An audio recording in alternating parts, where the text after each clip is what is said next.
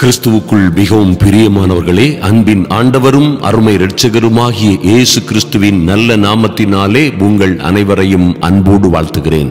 எனக்கு அன்பான சகோதர சகோதரிகளே, இன்றும் ஒரு அற்புதமான இரவு ஜெபத்தை நாம் ஏறெடுக்க போகிறோம். விசுவாச அறிக்கையுடன் கூடிய இந்த கருத்தான இரவு ஜெபம் நிச்சயமாய் உங்கள் வருடங்களை நன்மையினால் முடிசூட்டப்பட செய்யும் என்பதிலே எந்த சந்தேகமும் இல்லை. நன்றாக கவனியுங்கள். கர்த்தருடைய விருப்பம், கர்த்தருடைய வாக்குத்தத்தம் உங்களுக்கும் எனக்கும் ஒவ்வொரு புதிய வருடங்கள் வரும் பொழுதும் நிச்சயமாய் அந்த வாக்குத்தத்தத்தை நாம் சுதந்தரித்துக் கொள்ள முடியும்.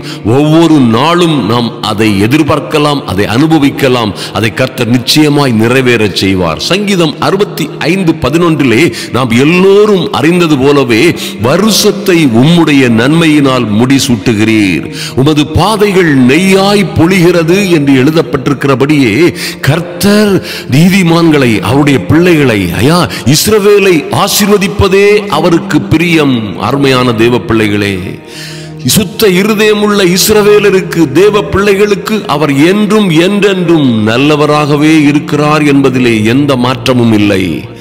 அன்றியும் அவருடைய தீர்மானத்தின்படி அழைக்கப்பட்டவர்களாய், தேவ பிள்ளைகளாய், அவருடைய நாமத்தின் மேல் விசுவாசம் உள்ளவர்களாய் அவரை ஏற்றுக்கொண்டு மனம் திரும்பி மனஸ்தாபப்பட்டு அவருடைய நாமத்தின் நிமித்தம் நீதியின் பாதையிலே நடக்கிற, அவரால் தெரிந்து கொள்ளப்பட்ட அல்லது அவரால் அவருடைய பிள்ளைகள் என்று அதிகாரம் கொடுக்கப்பட்ட பிள்ளைகளை மேன்மேலும் ஆசீர்வதித்து எல்லா வகையிலும் அவர்கள் சுகமாய் வாழ்ந்திருக்கும்படி செய்வது அவருக்கு லேசான காரியம். அதுதான் கர்த்தருடைய விருப்பம். அருமையான தேவ பிள்ளைகளே, அநேக காரியங்களிலே ஒருவேளை நீங்கள் பாடுகளும் உபத்திரவங்களும் சந்தித்தாலும், எத்தனையோ சிக்கல்களையும் சிரமங்களையும் சந்தித்தாலும், நிச்சயமாய் உங்கள் வருஷங்களை, உங்கள் ஆயுசு நாட்களை நன்மையினால் முடிசூட்டுகிறது அவருக்கு லேசான காரியம். நீதிமான்கள் அவர்களுடைய பிதாவினுடைய ராஜ்யத்திலே சூரியனை போல் பிரகாசிப்பார்கள், ஆகாய மண்டலத்து சுடர்களை போல பிரகாசிப்பார்கள் என்றல்லவா வேதம் சொல்லுகிறது. உங்கள் ஆயுசு முழுவதும், இந்த வருடம் அந்த வருடம் என்றல்ல, ஆயுசு முழுவதும் உங்களை நன்மையினாலும் கிருபையினாலும் நிச்சயமாய் அவர் நிரப்புவார். நன்மையும் கிருபையும் உங்களை தொடரும் என்பதிலே மாற்றமே இல்லை. ஒரே ஒரு காரியத்தை நாம் மனதிலே வைத்துக் கொள்ள வேண்டும். அவருக்கு பிரியமாய் அவருடைய கற்பனைகளை, கட்டளைகளை கீழ்ப்படிந்து நடக்கிற பிள்ளைகளாய் வாழுவது மாத்திரம் நம்முடைய அவசியமாய் இருக்கிறது.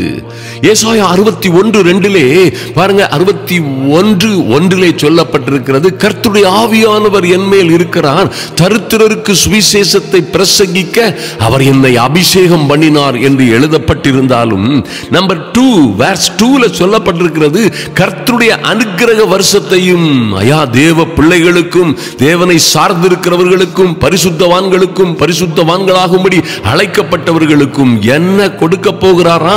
எதற்காக இந்த தேவ மனிதர்களும் அந்த அற்புதமான கடவுளும் அபிஷேகம் பண்ணப்பட்டிருக்கிறார் என்று பார்த்தால், கர்த்தருடைய அனுக்கிரக வருஷத்தையும் நம்முடைய தேவன் நீதியை சரிக்கட்டும் நாளையும் கூறவும், மைட்டி காட், கர்த்தருடைய அனுக்கிரக வருஷத்தை கூறவும்.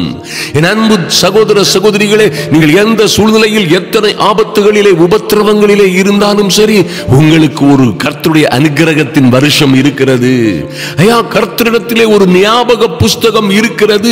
அவர் ஒரு நாளிலே அந்த ஞாபக புஸ்தகத்தை உங்களுக்காக திறக்கும் பொழுது, நீங்கள் செய்த நன்மைகள், நீங்கள் செய்த நல்ல கிரியைகள், நல் மனச்சாட்சியோடு நீங்கள் கர்த்தருக்காய் செய்த ஊழியங்கள், கர்த்தருடைய பிள்ளைகளுக்காய் நின்ற ஊழியங்களுக்காய் நின்ற காரியங்களுக்கெல்லாம் உங்களுக்கு ஒரு ரிவார்டு, உங்களுக்கு ஒரு மகிமையான அற்புதமும் அதிசயமுமான வெற்றியை, விடுதலையை, மாற்றத்தை, அதற்கு ஏற்ற பலனை அவர் கொடுப்பார் என்பதிலே மாற்றமே இல்லை. கர்த்தருடைய அனுக்கிரக வருஷத்தை கூறவும் அவர் என்னை அனுப்பினார் என்று எழுதப்பட்டிருக்கிறது. ஆதலினால் இன்று நீங்கள் கர்த்தருடைய அனுக்கிரக வருஷத்தை பெற்றுக்கொள்ள முடியும்.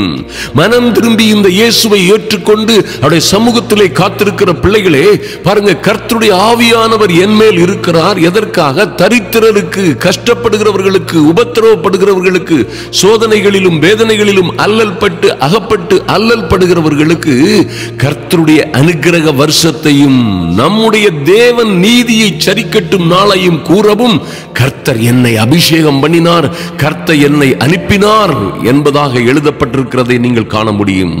ஒவ்வொரு அபிஷேகம் பண்ணப்பட்ட பிள்ளைகளுக்கும் அந்த நீதி இருக்கிறது. ஒரு வீட்டுக்குள்ள நீங்க பிரவேசிக்கும் பொழுது அந்த வீட்டை வாழ்த்துங்கள் என்று கர்த்தர் சொல்லுகிறார். அந்த வீட்டை வாழ்த்துங்கள், அந்த வீட்டாரை வாழ்த்துங்கள். அப்போ என்னையா அவங்க வாழ்த்தினபடியே ஆசீர்வதிக்கப்படுவார்களான்னு கேட்டீங்கன்னா அங்கதான் ஒரு கண்டிஷன் இருக்குது. அங்கே ஆசீர்வாதத்திற்கு பாத்திரமான மனிதன் இருந்தானே ஆனால் அவனுக்கு அது தங்கம் இல்லைன்னா அந்த ஆசீர்வாதம் உங்களிடமாய் திரும்பி வரும் என்று எழுதப்பட்டிருக்கிறது. என் அன்பு சகோதர சகோதரிகளே, இந்த ஆசீர்வாதங்களை சுதந்திரிக்கிற பாத்திரமாய் உங்களை மாற்றுகிற வேலையே நம்முடைய ஜெபங்களின் பிரதானமான வேலை. நீங்கள் ரட்சிக்கப்பட்டு தேவ பிள்ளைகளாய் தேவ சமூகத்திலே அநேகர் பரிசுத்த ஆவியின் அபிஷேகத்தோடு பரிசுத்த ஆவியின் நடத்துதலோடு தேவ சமூகத்திலே வருகிற பிள்ளைகளே, உங்களுக்கு கர்த்தருடைய அனுக்கிரக வருஷத்தை கர்த்தர் கொடுக்கிற மகா மேன்மையான மகிமையான வாக்குத்தத்தங்களை பெற்றுக் கொள்ளும்படியாக சுதந்திரித்துக் கொள்ளும்படியான ஈவை கொடுக்க உங்களை தகுதிப்படுத்துவதற்காய் இந்த ஜெப வேளைகளை நாம் பயன்படுத்துகிறோம். நிச்சயமாகவே நீங்க எப்போ நாம சரியாகி விட்டோமோ நம்மை சுற்றிலும் இருக்கிற எல்லா காரியங்களும் தன்னாலே செம்மையாய் நடக்கும்.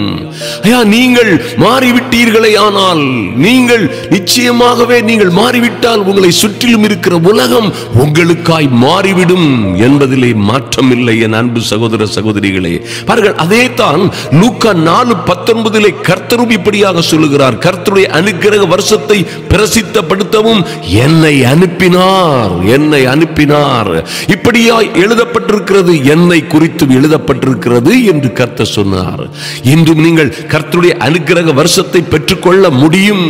வரப்போகிற ஒரு நல்ல ஆண்டு 2025 உங்களுக்கு ஒரு கர்த்தருடைய அனுக்கிரகத்தின் வருஷமாய் மாறும். அருமையான தேவ பிள்ளைகளே, அதை மாற்றிக்கொள்வதெல்லாம் உங்கள் கையில் தான் இருக்கிறது என்பதை நீங்கள் அதிலே எந்த விவாதத்திற்கும் இடமே இல்லை. அதை மாற்றிக்கொள்ளுகிற பொறுப்பு உங்கள் கையிலே இருக்கிறது. அதை மாற்றிக்கொள்ளுகிற ஒரு கிருபையை, அந்த அதிகாரத்தை, அந்த ஃப்ரீவில்லை, அந்த சுய யோசனையையும் தகுதியையும் அதிகாரத்தையும் கர்த்தர் உங்களுக்கும் நமக்கும் கொடுத்திருக்கிறார் என்பதிலே மாற்றமே இல்லை. யோபு 36 அதிகாரத்திலே ஒரு அற்புதமான காரியம் சொல்லப்பட்டிருக்கிறது. பாருங்கள், அவர் 7ஆம் வசனத்திலிருந்து வாசித்தீங்கன்னா, கர்த்தர் தம்முடைய கண்களை நீதிமான்களை விட்டு விலக்காமல் அவர்களை ராஜாக்களோட சிங்காசனத்தில் ஏறவும் உயர்ந்த ஸ்தலத்திலே என்றென்றைக்கும் அவர்கள் உட்கார்ந்திருக்கவும் செய்கிறார். செய்வார் இல்ல, செய்கிறார், செய்து கொண்டே இருக்கிறார், நமக்கும் செய்வார். ஹல்லேலூயா. அதற்காகத்தான் கர்த்தருடைய கண்கள் நீதிமான்கள் மீது, கர்த்தருடைய பிள்ளைகள் மீது நோக்கமா இருக்கிறது. அவர் தம்முடைய கண்களை அவர்களை விட்டு விலக்குவதே இல்லை. எதற்கு இப்படி இருக்கிறது என்று பார்த்தீர்களே, ஆனால் அவர்களை, என் அன்பு சகோதர சகோதரிகளே, உங்களையும் உங்கள் பிள்ளைகளையும் ராஜாக்களோட சிங்காசனத்தில் ஏறவும் உயர்ந்த ஸ்தலத்தில் என்றென்றைக்கும் உட்கார்ந்திருக்கவும் செய்யும்படியாய் கர்த்தருடைய கண்கள் உங்கள் மேல் நோக்கமாய் இருக்கிறது. அப்ப நீங்க நம்ப முடியுமா, முடியாதா? இந்த வருஷங்கள் எல்லாம், வரப்போகிற மாதம், வரப்போகிற வருடங்கள் எல்லாம் எனக்கு இப்படியாய் கர்த்தர் செய்வதற்காய் வைத்திருக்கிற கர்த்தருடைய அனுக்கிரகத்தின் வருஷம் என்பதை நிச்சயமாய் நம்புங்கள். அன்பு தேவ பிள்ளைகளே, ஒருவேளை வசனம் 8:9 சொல்லப்பட்டிருக்கிறபடி நீங்கள் விலங்குகள் போடப்பட்ட உபத்திரவத்தின் கயிறுகளால் கட்டப்பட்ட ஒரு சூழ்நிலையிலே இருந்தாலும் சரி, விலங்குகளால் கட்டப்பட்டது போன்ற ஒரு சூழ்நிலையில் என் மகன் இருக்கிறான், அவன் முன்னேற, என் மகள் முன்னேற வழியே இல்லை, இவ்விலங்குகள் போட்டு கட்டப்பட்டவர்கள் போன்ற ஒரு சூழ்நிலையிலே வாழ்ந்து கொண்டிருக்கிறார்கள். எத்தனையோ நல்ல சந்தர்ப்பங்கள் போன்ற வந்த நல்ல சந்தர்ப்பங்களிலே ஆசீர்வாதங்கள் காணப்படவில்லை. எத்தனையோ அற்புதமான அதிசயமான வாய்ப்புகள் வந்தது, ஆனால் வெற்றி வரவில்லை. கைகூடி வந்ததெல்லாம் கைகூடி வந்தது, அது வாய்க்கு எட்டவில்லை, எங்களுக்கு அது பிரயோஜனமாய் நிற்கவில்லை என்று நீங்கள் ஒருவேளை கலங்கிக் கொண்டிருக்கலாம். ஒருவேளை உங்களுடைய ஆசீர்வாதங்கள் எல்லாம் விலங்குகள் போடப்பட்டது போல் இருக்கலாம். நீங்களும் உங்கள் பிள்ளைகளுமாய் குடும்பமாய் ஒருவேளை உபத்திரவத்தின் கயிறுகளிலே கட்டப்பட்டவர்கள் போன்ற ஒரு சூழ்நிலையிலே, கடனிலும் கஷ்டத்திலும் குடும்ப பிரச்சனைகளிலும் கணவனால் மனைவியால் அல்லது மற்றும் உள்ள நபர்களினால் வந்த பல்வேறு பிரச்சனைகளிலும் உபத்திரவங்களிலும் அகப்பட்டு நீங்கள் தவித்துக் கொண்டிருக்கலாம். என் அன்பு சகோதர சகோதரிகளே, நீங்கள் என்ன நிலைமையில் இன்று இருந்தாலும் சரி, நன்றாக கவனியுங்கள். 9ஆம் வசனத்திலே கர்த்தர் சொன்னது போலவே கர்த்தர் நம்முடைய கிரியைகளையும் நம்முடைய மீறுதல்களையும் மிஞ்சி போன நம்முடைய மீறுதல்களையும் நமக்கு தெரியப்படுத்துகிறார். எங்கே நாம் துர்க்கிரியைகளுக்கு நல் மனச்சாட்சி இல்லாதவர்களாய் வாழுகிறோம், எங்கே மிஞ்சி போன கீழ்ப்படியாமைகள் நமக்குள்ளே இருக்கிறது, ஐயா எங்கே நம்முடைய மீறுதல்கள் இருக்கிறது என்று கர்த்தர் ஒவ்வொரு நாளும் ஒவ்வொரு பொழுதும் நமக்கு உணர்த்துவார். அருமையான தேவ பிள்ளைகளே, அப்பொழுது என்ன நடக்கும்? அக்கிரமத்தை விட்டு திரும்பும்படி, இது போன்ற காரியங்களை விட்டு திரும்பும்படி அவர் நம்முடைய செவியை திறந்து கடிந்து கொள்ளுகிறார். ஓ மைட்டி காட், கர்த்தர் அப்பொழுது பாருங்கள், நம்முடைய செவியை திறந்து கடிந்து கொள்ளுகிற அல்லது புத்தியாய் சொல்லுகிற அவருடைய கற்பனைகளுக்கு கட்டளைகளுக்கு நாம் நிச்சயமாய் செவி கொடுக்கவே வேண்டும். அப்படியாய் அவர் கட்டளைகளை விட்டு வலதுபுறம் இடதுபுறம் சாயாதபடி நாம் செவி கொடுக்கிறவர்களாய் இருந்தால், என் அன்பு சகோதர சகோதரிகளே, சுருக்கமாக சொன்னால் நீங்கள் இந்த பூமியில் உள்ள சகல ஜனங்களிலும் ஆசீர்வதிக்கப்பட்டவர்களாய் இருப்பீர்கள். ஐயா, இந்த பூமியிலே, உங்கள் குடும்பத்திலே, உங்கள் ஊரிலே, தெருவிலே உங்களுக்கு ஒப்பானவன் எவனும் இருக்க முடியாது. ஓ க்ளோரி! ஐயா, அப்ப நான் மட்டும்தான் கர்த்தருடைய பிள்ளையா இருப்பனா, அல்லது நான் மட்டும்தான் அபிஷேகம் பண்ணப்பட்டவனா இருப்பனா, வேற ஒருத்தர் எனக்கு ஒப்பானவர்களா இருக்க மாட்டார்களா என்று நீங்கள் கேட்கலாம். நல்ல கேள்வி, நல்ல கேள்வி. அருமையான தேவ பிள்ளைகளே, நல்லா கவனிங்க. உங்களை கர்த்தர் போரடிப்பதற்கு புதிதும் கூர்மையுமான பற்கள் உள்ள எந்திரமாய் மாற்றி இருக்கிறார். ஐயா, அது என்ன புதிதும் கூர்மையுமான கேட்டீங்கன்னா, ஒருவேளை நீங்கள் சந்திக்கிற ஒரு ஆவிக்குரிய சகோதரனுக்கு புதிய கிருபைகளை கொடுத்திருப்பார். இன்னும் ஒரு கடந்து சென்று போய்விட்ட ஒரு அற்புதமான தேவ மனிதருக்கு புதிய கிருபைகளை கொடுத்திருப்பார். இன்னொருவருக்கு இன்னொரு விதமாய் கொடுத்திருப்பார். இன்னொருவருமாய் பேச வைத்து இன்னொரு வகையான ஊழியத்தை கொடுத்திருப்பார். இன்னொரு தேவ பிள்ளைகளுக்கு இன்னொரு வகையான ஆசீர்வாதங்களை கொடுத்து அவர்களை ஒப்பற்றவர்களாக மாற்றி இருப்பார். அருமையான தேவ பிள்ளைகளை, உங்களையும் என்னையும் கூட போரடிப்பதற்கு புதிதும் கூர்மையுமான பற்கள் உள்ள இயந்திரமாய் மாற்றியிருக்கிறாரே.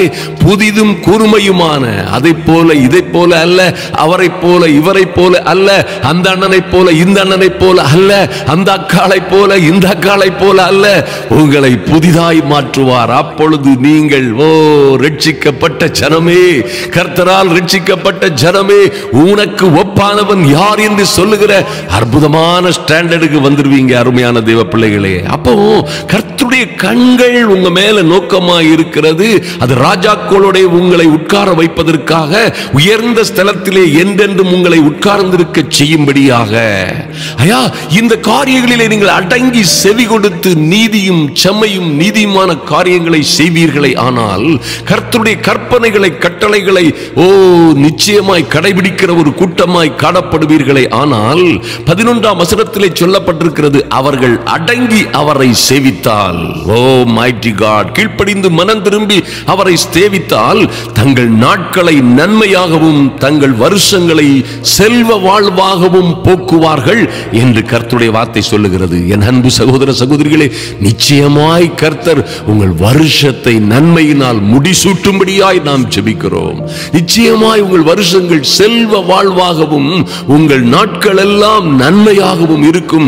நன்மையும் கிருபையும் உங்களை தொடரும். அருமையான தேவ பிள்ளைகளே, இதுதான் உங்களுக்கு கர்த்தர் எழுதி கொடுத்திருக்கிற வரப்போகிற ஆண்டுகளை குறித்து, மாதங்களை குறித்து எழுதி கொடுத்திருக்கிற, அல்லது உங்கள் வாழ்க்கையை குறித்து எழுதி கொடுத்திருக்கிற அற்புதமான தீர்க்க தரிசனம் என்பதை மறந்து விடாதிருங்கள்.